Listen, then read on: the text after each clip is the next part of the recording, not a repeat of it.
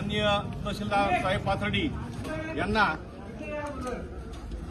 ही अतिवृष्टीमध्ये शासनाने दिवाळीपूर्वीची मदत देऊ असं जाहीर केलं होतं, परंतु अद्याप फक्त हाताच्या बोटावर मध्ये इतक्या एवढ्याच शेतकऱ्याच्या खात्यावर गावोगावी मदत आलेली आहे.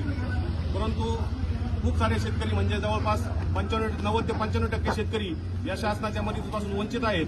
शासन म्हणालं होतं की दिवाळीपूर्वी आपण आपल्या शेतकऱ्याच्या खात्यावर मदत करून दिवाळी गोड करू, परंतु अद्याप कुठल्याही शेतकऱ्याच्या खात्यावर मदत आली नाही.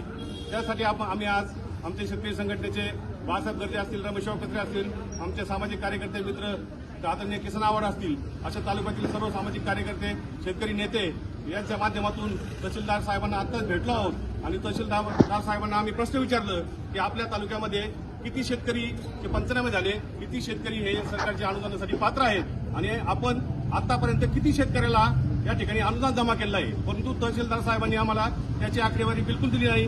त्यांचं म्हणणं आहे की जवळपास 61,000 शेतकऱ्याचे पंचनामे झालेले आहेत आणि काही शेतकऱ्यांना त्यांनी ज्याचा ॲग्रीस्टॅक झालेला आहे किंवा काही तांत्रिक अडचणीमुळे काही पैसे गेलेले नाहीत. परंतु आम्ही जो प्रश्न विचारला होता की आतापर्यंत शेतकऱ्यांना किती शेतकऱ्यांना आपण मदत दिली व किती कोटी रुपये मदत दिली, याचं काय समाधान उत्तर तहसीलदार साहेबांनी दिलं नाही. शेतकरी एकजुटीचा मान्य बच्चूभाऊ कडू तुम आगे बढ़ो, हम तुम्हारे साथ हैं. मान्य बच्चूभाऊ कडू तुम आगे बढ़ो, हम तुम्हारे साथ हैं. शेतकऱ्याचा सातबारा कोरा झालाच पाहिजे, शेतकऱ्याचा सातबारा कोरा झालाच पाहिजे. शेतकऱ्याच्या खात्यावर तातडीने अतिवृष्टीची मदत मिळाली पाहिजे, शेतकऱ्याच्या खात्यावर अतिवृष्टीची मदत मिळालीच पाहिजे. जय जवान जय किसान, जय जवान जय किसान.